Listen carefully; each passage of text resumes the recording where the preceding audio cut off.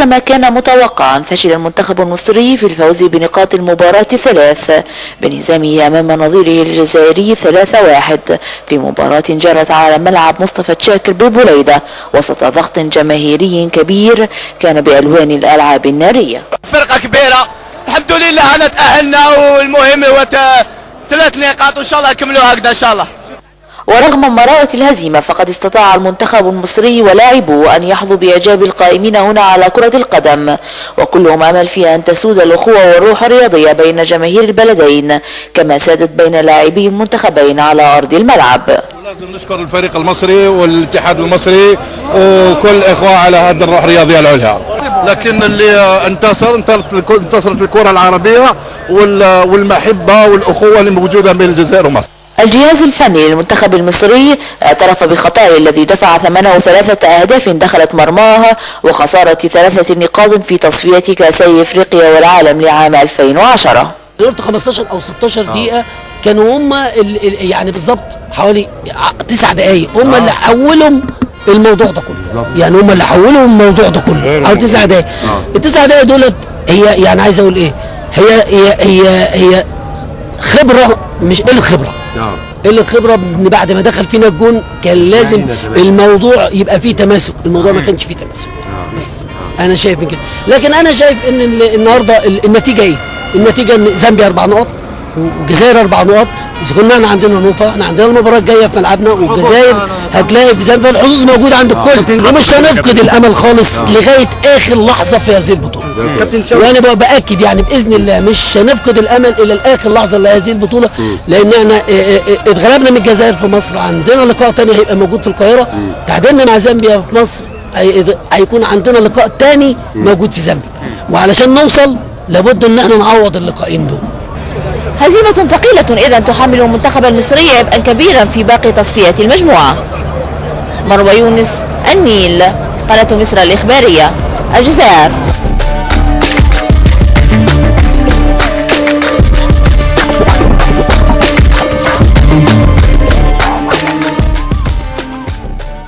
الماتش بعد الماتش كانت مشاعر كل المصريين واحدة تقريبا، لكن يجب علينا حتى إذا كان الأداء ما عجبناش والنتيجة طبعا محزنة ان احنا نتجاوز الماتش ونتحدث عن فرصنا ما بعد، ويمكن جزء من بداية الحديث عن ما بعد أن نتوقف ولو قليلا عن تحليل أسباب الفشل في المباراة.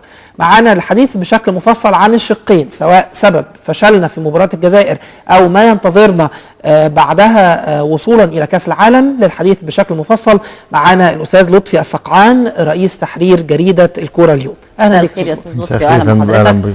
بطبيعة الحال زي ما قال محمد قبل ما نتكلم عن المستقبل لابد أن نتوقف عن أسباب هذه النتيجة اللي شاهدناها كلنا وحزننا الحقيقة على مستوى المنتخب المصري في مباراته مع الجزائر. قدم لنا الأول قراءة يا أستاذ لطفي سريعة عن أسباب هذه النتيجة من وجهة نظرك.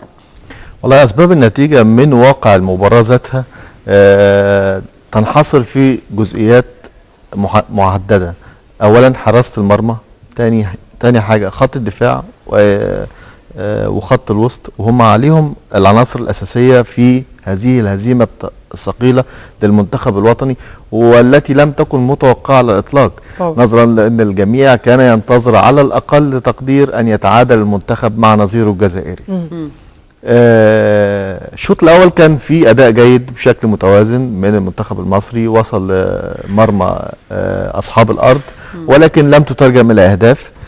في الشوط الثاني وبعد الهدف الأول انهارت الخطوط تماما واصيبوا بشلل وقتي في التفكير. طب ليه يا استاذ لطفي؟ يعني فعلا الشوط الاول بعد ما مر البعض قال ان هو كان جيد ولو ان ما فيهوش اهداف، لكن الشوط الثاني كان مأساوي للاسف بشده، يعني حصل انهيار فعلا زي ما انت بتقول. ايه اللي اختلف ما بين الشوطين؟ هو ما فيش حاجه اختلفت اكتر من التركيز اكتر في المباراه. انت بتلعب مع فرقه مركزه جدا، اللي هي فرقه الجزائر مركزه جدا، عندها هدف واحد ملوش تاني، انها تخرج بالثلاث نقاط تتصدر المجموعه، يبقى حلمها اقرب الى الحقيقه. طب احنا المفروض ان احنا كمان كان عندنا الهدف ده، عندنا نفس الهدف، لكن في النهايه الادوات واقصد بالادوات اللي هم اللاعبين لم يساعدوا على تحقيق اي نتيجه طوال هذه الفتره. الهدف الاول الهدف الاول ما حفزهمش ان هم يعني هو اكثر شراسه هو في المباراه. في الواقع هنا يبقى فيه حاجتين، يا يحفزوا يا يصيبوا باليأس. يحبطهم. هو العامل الثاني هو اللي يتأثر بيه. ودي مشكلتنا لما نتعامل مع في مثل هذا الامر، ما بيبقاش عندنا استعداد سريع لالتقاط الانفاس بسرعه والاصرار على التعويض، رغم ان ده كان موجود في افريقيا. لكن تراكمات الفتره الماضيه، نهايه الدوري، تراكمات مباراه عمان، تراكمات الاجهاد الذي اصاب اللاعبين، ابتعاد المحترفين عن مستوياتهم، كل ده اثر على الفريق. يعني حضرتك كنت مع ان هم يلغوا الدوري انتظارا للتصفيات زي ما كان بيطالب الكابتن شحاته في فتره من الفترات؟ يعني هي مباراه عمان يعني كان الدوري يخلص في ميعاده عادي، لكن مباراه عمان ما كانش توقيتها على الاطلاق. الجهاز كان عنده رؤيه نظر ان هو عايز يعمل مخادعه للخصم بان هو هيفرض عليه مجموعه لاعبين جدد في المباراه الوديه، فيبدا يشتت تركيزه عن المباراه الرئيسيه، وبالتالي يحصل نوع من التذبذب في اتخاذ القرار، فيبقى هو التفوق ليه. لكن النهارده ده في عرف الكوره الدنيا اصبحت قريه صغيره، فما فيش حد النهارده مش مفتوح للتاني. يعني احنا عندنا اخبار الجمهور الجزائري، واخبار لعيبه الجزائر، واخبار مدربين الجزائر، واخبار الشارع الجزائري لحظه بلحظه، وكذلك في مصر. فالمساله يعني المخادعه فيها ما عادتش مطلوبه. طب هل اللي هم كانوا متصورينه. هل يا استاذ لطفي المنتخب المصري بطل افريقيا تعب، اجهد، كان لازم يبقى فيه دماء جديده، احلال وتبديل داخل الفريق؟ فريق الجزائر جزء كبير منه محترف في انديه اوروبيه. الاحلال والتجديد احنا عندنا تم مرحلي، على اعتبار ان احنا دايما بنعتمد على النجم السوبر، فاعتبار ان النجم السوبر ده سواء كبر في السن او اهتز مستواه، لا دايما بنعتمد على الاسماء وليس الموجود. لكن عموما هو لا طبعا عموما هو الكابتن حسن شحاته ما عندوش غير دول اللي يقدر يلعب بيهم. يعني حتى احمد سعيد اوكا اللي هو بيلعب لعب في المباراه مدافع حرس الحدود، انا شايف الناس متحامله عليه جدا، رغم ان هو خد فرصه في توقيت صعب، وفي نفس الوقت الاخطاء التي نتج عنها الاهداف هو ليس مسؤول عنها جميعا. طب بمناسبه بقى اوكا، قبل ما نحلل بقيه الاهداف والاخطاء، كان خطا مين؟ البعض ايضا انتقد تغييرات كابتن حسن شحاته وفكره اخراج اوكا وادخال احمد حسن في التوقيت ده. هو المدرب عايز يكسب، يعني اكيد عايز يكسب، لكن فما بالك لو كان التغيير ده جاب نتيجه والنتيجه اتغيرت، كنا هنقول تغيير عبقري. فانا مش عايز ناخد المساله في شيء من التوازن والعقلانيه في التقييم. مش عايز نذبح حسن شحاته ونذبح المنتخب او نسقف ليهم كالعاده لما بيكسبوا. بشيء منطقي جدا، حسن شحاته هدفه الاساسي المكسب. ما اعتقدش ان هو عمل التغيير ده وارد انه يخطئ في التغيير، لكن في النهايه الفوز له اب واحد والخساره ليها 1000 اب. فانا مش عايز نوزع الغنايم في عمليه الخساره ديت، على اعتبار ان احنا ما عادش قدامنا غير فرصه واحده، وهي ان احنا نفوز بجميع مبارياتنا داخل مصر وخارج مصر. هو ده الحل الوحيد. طب وايه فرصتنا باداء يعني الفريق من حكمك على الاداء اللي اتلعب في مباراه الجزائر؟ ايه الفرصه اللي قدامنا عشان نكسب كل المباريات اللي جايه زي ما حضرتك بتقول؟ اولا لازم الكابتن حسن شحاته يبدا يقيم اللاعبين على مستواهم وليس على علاقته الشخصيه بيهم. ده اولا. ثانيا ارتباطه باللاعبين الجدد لابد انه يتيح وقت اكتر لاكسابهم خبرات هذه المباريات، لانه واحد زي احمد سعيد اوكا هياخد منين خبره الا اذا احتك اكتر وشارك اكتر واتنقل له خبرات سواء من زمايله او المدير الفني، فدي مطلوبه جدا. مطلوبه برضو مساله الحب والكراهيه داخل المنتخب مش مطلوبه، ان النهارده انت بتلعب باسم مصر، ما بتلعبش باسم حسن شحاته او خلافه، بتلعب بتمثل مصر. فبالتالي يعني سواء كان في خلافات مع ميدو. بصراحه يا استاذ لطفي مين اللي اتجامل في مباريات مصر والجزائر من اللعيبه؟ اتجامل كتير، اتجامل محمد شوقي، يعني كان يجب شأو تغييره من بدري، وكان يجب ان احمد المحمدي يلعب باك رايت ويجي احمد فتحي في خط النص، فدي مجامله صارخه برضو يعني. وقاعدين عنده احمد عيد عبد الملك بره واحمد رؤوف، هينزلهم امتى؟ مجامله على حساب النتيجه يعني. يعني هي مش مجامله على حساب النتيجه، هو ظنوا ان في اي لحظه ده هيخلص، لكن ظنوا لم يصيب، فبالتالي بقى في علامات استفهام على استمرار المهاجمين لاكتر وقت. بدليل هو حتى في الاخر لما حس ان هو مفيش جديد فاستشعر الخطر فسحب زيدان وسحب عمرو زكي. طب عصام الحضري يا استاذ لطفي يتحمل اخطاء وتمت مجاملته برضه بشكل او باخر، بقائه برغم انه مسؤوليته عن الثلاث اجوان بشكل او باخر يعني. ما اقدرش اقول ان عصام الحضري تم مجاملته على اعتبار عصام واخد كاس في سويسرا، كاس سويسرا مع نادي سيون، هو الحارس الاجهز في مصر حاليا، فما تقدرش تقول ان هو جامله. يعني ما عندناش حارس مرمى تاني، يعني احنا داخلين على مشكله. عندنا بس الفرق بينه وبين الحارس الاول مسافات. بس احنا الحضري هيتوقف يعني عندنا مشكله او كارثه. الوقف هيتم تفعيله في اول اغسطس. يعني من هنا لاول اغسطس عندهم فتره 3 شهور يقدروا يجهزوا حارس بديل. زي مين؟ ما هو فيش غير عبد الواحد السيد، يعني هو الاقرب ليها. بس في الفتره دي حضرتك تتوقع ان هو ممكن يتم تجهيز حارس يقدر يضمن الفوز بقى في كل المباريات الجايه زي ما حضرتك بتقول عشان نقدر نتاهل فعلا للكاس؟ دي مسؤوليه الجهاز، لان هو عنده. هو برضه الماتش اللي فات كان مسؤوليه الجهاز. تمام بس هو يعني التجمع بدأ بعد نهايه الدوري ب 24 ساعه.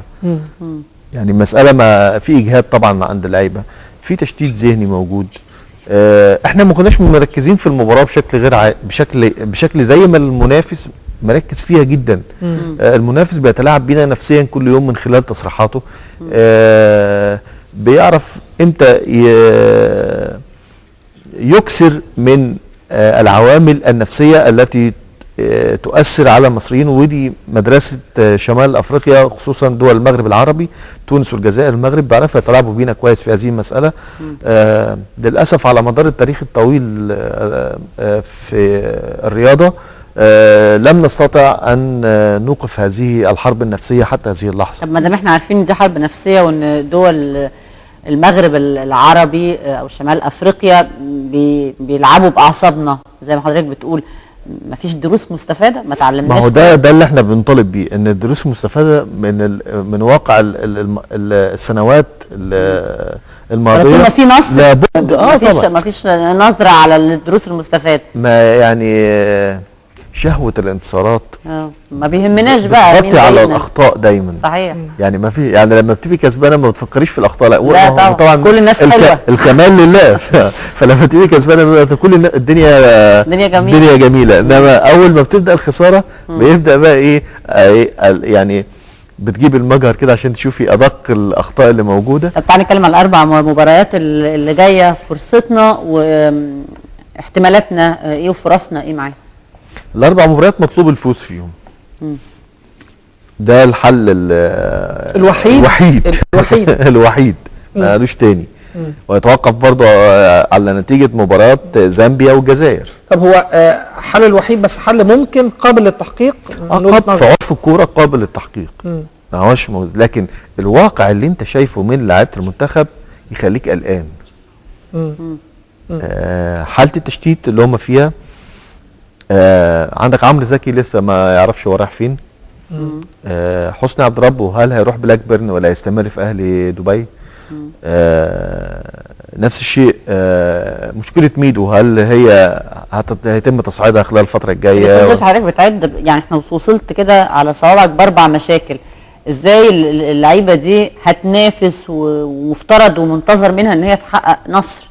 لا انا مع مساله نصر والكلام ده مش هيجي دلوقتي، لان احنا داخلين على بطوله العالم للقارات في جنوب افريقيا. هنلاعب البرازيل وايطاليا وامريكا. دي مصيبه في حد يعني احنا داخلين مرحله يعني مفيش فيها هزار. اصعب مباراه من ال4 مباريات اللي قدامنا اللي احنا المفترض ان احنا نحقق فيهم كلهم النصر هي ايه من وجهه نظرك؟ ان انا افوز على زامبيا في زامبيا. دي اصعب واحده. دي اصعب مباراه. طيب فعلا حل الفوز ده هو الحل الوحيد؟ لازم نفوز في الاربع مباريات ولا ممكن لو لا قدر الله وقعنا في واحده برضو يرفعنا النتائج اللي هتحققها بقيه الفرق برضو؟ احنا في تاريخ مصر ما طلعناش تصفيات لله كده سالكه، لازم تبقى ايه مع قرابه، لازم تحسب ان الخصم ايه هيموت وانا ايه هبدا انا اخد فرصتي. اما هي ملهاش حل غير كده. ما احنا خلاص، ما يعني من كتر حساباتنا الغامضه، يعني لازم الخصم يخسر في هناك. طب افرض كسب، ما هو انت لازم زي ما بتحسب دي تحسب دي. فبالتالي يعني حته انك تخرج عن مفر المكسب دي، هو مفيش حل تاني. نتيجه معينه يا استاذ لطفي ولا اي مكسب ممكن؟ اي مكسب هو 3 بونت بس، اي مكسب 3 بونت. ومباراه زامبيا هي اهم مباراه خارج مصر، لان الفوز بيها مهم جدا، ان هي الفاصله فعلا. بس صعبه؟ اكيد صعبه، اكيد صعبه، كل مباراه صعبه. انا اشفق على المنتخب في الفتره اللي جايه، خصوصا بعد كاس العالم للقارات. هتلعب 3 مباريات قاتلين. ايه فرصنا في كاس العالم للقارات؟ على الوضع الحالي تمثيل مشرف. مشكله موضوع تمثيل مشرف. لا هو مفيش غيره، يعني انت برضو وجه المقارنه صعب. قد يكون عنصر التوفيق موجود، الحظ بقى، يعني الحظ بقى يلعب دور، لكن ما نحلمش طبعا. خطوره ما بعد جنوب افريقيا ان النتائج هتؤثر بشكل سلبي على اللاعبين، وده اللي يجب انهم يبداوا يهيئوا اللعيبه ليه من دلوقتي. ان دي بطوله شرفيه. احنا بنواجه البرازيل وايطاليا ابطال عالم، امريكا دوله حديثه في كره القدم ولكنها بتخطو خطوات جريئه ومتقدمه بشكل غير عادي. فبالتالي احنا رايحين نستفاد خبرات. نقدم مباريات كويسه ونمثل تمثيل مشرف. ايوه، والتمهيد يبدا من دلوقتي حتى لا تنعكس علينا لان دي مش مهمه لينا بقدر ان انت تطلع كاس عالم. شرفتنا استاذ لطفي صقعان رئيس تحرير جريده الكره اليوم، شكرا جزيلا لتحليل حضرتك. نتمنى ان احنا فعلا نحقق الفوز في ال4 مباريات الجايه. نتمنى اسعاد الشعب المصري كله ان شاء الله. شكرا جزيلا. واحنا وصلنا لنهايه حلقتنا من مباشر من القاهره. محمد وانا هنقابلكم باذن الله يوم الاربعاء. ان شاء الله. صباح الخير.